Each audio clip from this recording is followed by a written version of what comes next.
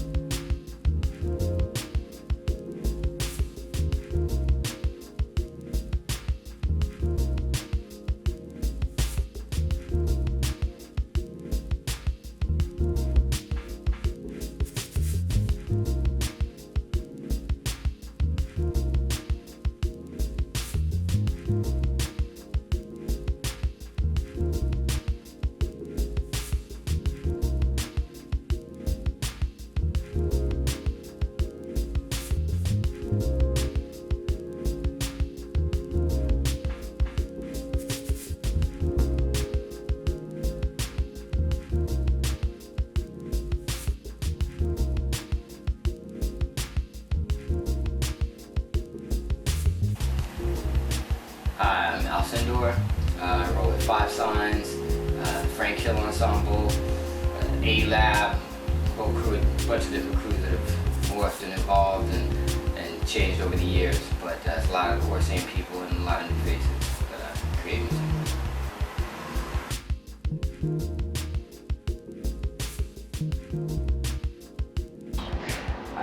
When I first started producing, or at least learning to produce, I was trained on an analog board, Triton. This was when I was in Smyrna, Georgia. And then I also learned digitally on Pro Tools. In my own setup at home, my digital tool of choice was Wavelab from Steinberg. And from there, it was just a natural progression to move into Cubase. And kind of never looked back since then. I'm pretty good between different sequences and everything, but I love Cubase. So, besides that, I got 2 Gemini Special Edition PT 2410. DJM 500 mixer, and also my Technics digital turntable, which is also one of my favorite toys. There's a glitch in it when you put the pitch lock on, where this doesn't sound like a scratch anymore. It sounds like a digital thing. I used to see people in forums and they were hating on it, and they were like, "Oh, it's horrible." And I guess for DJing it's pretty terrible, apparently, from what the reviews were saying. But I ended up using it in a lot of productions, and it would give a really unique sound. And I've used it in quite a few productions already, so not a glitch to me. Also got my Tascam Porta Studio tape player, because I got a gang of tapes. Tapes I listen to, tapes I dig in and just listen for sounds, and even just that tape, that compressed, warm, crazy quality that you get from old school tapes that start getting worse as the years go on. I ended up getting into Wavelab. There was a light version of Wavelab that actually came with one of the early versions of Mixman, which I got just because it was cheap, and I was like, let me see what I can do, start messing with sounds and just getting the basic ideas of things. Well, there was a lot of cool things in there. And I ended up years later getting the controller for it and one of the later versions for it. And that was another thing, when you would cut your own samples and put in there, it would play them with some really interesting timing. So I have a lot of track, and it has its own little quirky effects.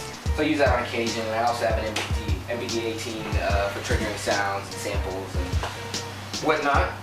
And I have my Mackie mixer, which at the moment is giving me problems, which sometimes you got a studio, you're going to be changing out a lot of different things, and that happens. And that's what's happening now.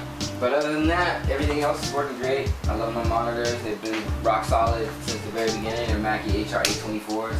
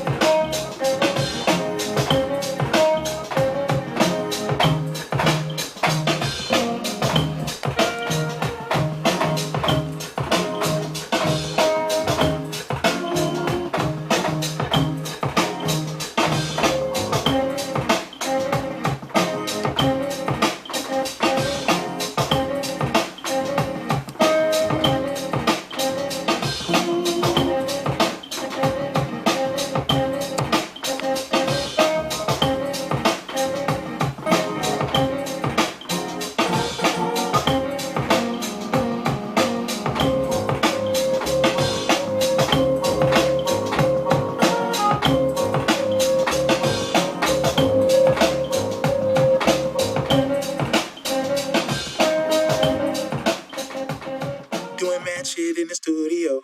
Having mad fun in the studio. Cutting up shit in the studio. Oh.